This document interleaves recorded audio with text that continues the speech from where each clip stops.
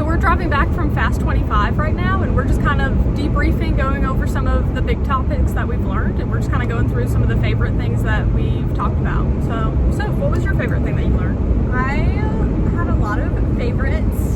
Some of the speakers we actually had the opportunity to see previously at some other conferences, so it's really cool to see different renditions of some of the presentations they give.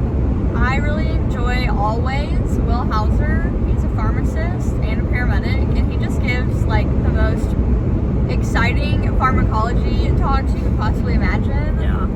Which is hard because pharmacology is inherently very dry, but I always love.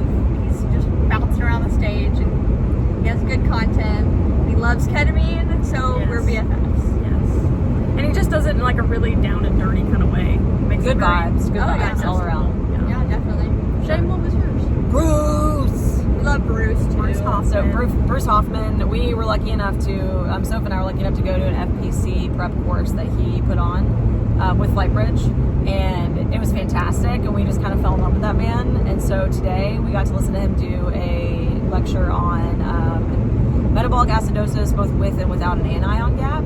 And he explained it in a way that like I've just never heard anyone explain it with such clarity. Yeah. And I also, he had a whole slide that was like, bro, where's the freaking gap? And that was my favorite part, because I've also asked that question, like, I don't even know what do we mean gap. And he explained like what the gap is with what anions we're talking about, and it clicked, and I appreciated that so much, because now it feels like such a simpler concept to understand, and why we call it that, why we treat it the way we do. Very cool. I like Bruce. Which I feel like everybody always says that's like such a hard concept and no one ever understands it. I just don't think the right person is teaching it, and Bruce is definitely the right person. Right. Absolutely. And it's not just, people think that metabolic acidosis is a critical care concept, but it's not. Like, you need it as a medic, and so to understand these anion gaps, even with and without labs, understanding what's happening in the body is not critical care, it's just paramedicine. And so you got to dig deeper and understand like what's happening in the background, and he does such a good job explaining that.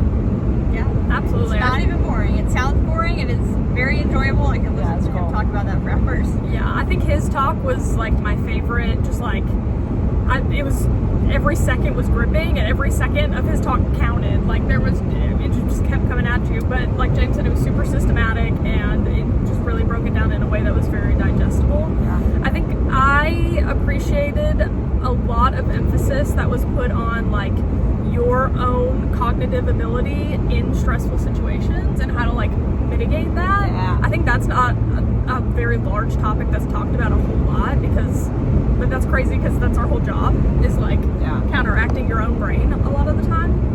And also there was a lot of emphasis put on just like organizational tactics, like checklists and keeping your equipment organized, and just like the importance of, we have a chaotic job, don't make this job any more chaotic than it has to be. And I really appreciated that. Yeah, you talked about like the cognitive load that we take, and the approach was really cool this time, because it was really about like creating mental models. Yes. And I appreciated that so much. Shayla, Flight Nurse Shay, she did a lecture today on... We also love Shay. Yeah, she's wonderful. We got to meet her, and it was so cool. Yeah. But she did her talk today was on like creating habits, and like what you create in your mind and how you break them, and how they're both beneficial and also can be detrimental.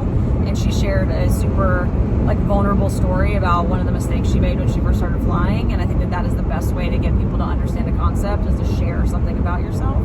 I just really enjoyed that whole topic, but especially her like emphasis at the end on it. Absolutely. Yeah, she did a great job. Yeah.